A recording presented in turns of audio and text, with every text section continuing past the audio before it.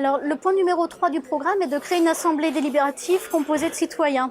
Je voudrais dire que normalement, c'est déjà le cas. C'est-à-dire qu'on est dans une république de gouvernement des citoyens par les citoyens.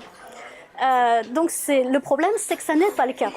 Donc en renouvelant effectivement le personnel politique, on va dire, en interdisant le cumul des mandats dans le temps et en mandat simultané, je pense que déjà on va pouvoir avoir des vrais citoyens, on va dire, des citoyens lambda qui accèdent à la représentation politique, que ce soit au niveau municipal mais aussi au niveau législatif. Je pense qu'il va y avoir beaucoup de candidatures citoyennes au niveau des législatives.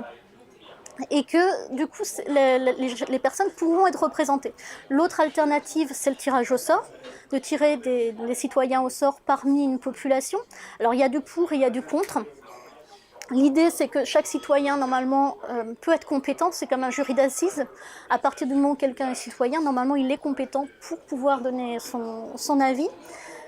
Le contre, c'est l'idée qu'il faut quand même un investissement en temps conséquent et que tout le monde ne peut pas l'avoir, que de toute façon c'est illusoire et que ce sera biaisé. Il y a certains profils, par exemple de personnes jeunes, actives, qui ne pourront pas se consacrer à la politique parce qu'ils ne pourront pas avoir la disponibilité en temps nécessaire.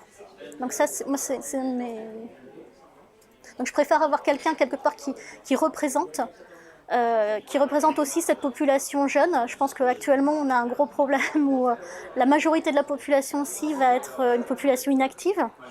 Et quelque part, si cette population inactive décide que les jeunes doivent travailler très dur et très fort pour qu'eux aient une belle retraite, ben c'est la démocratie.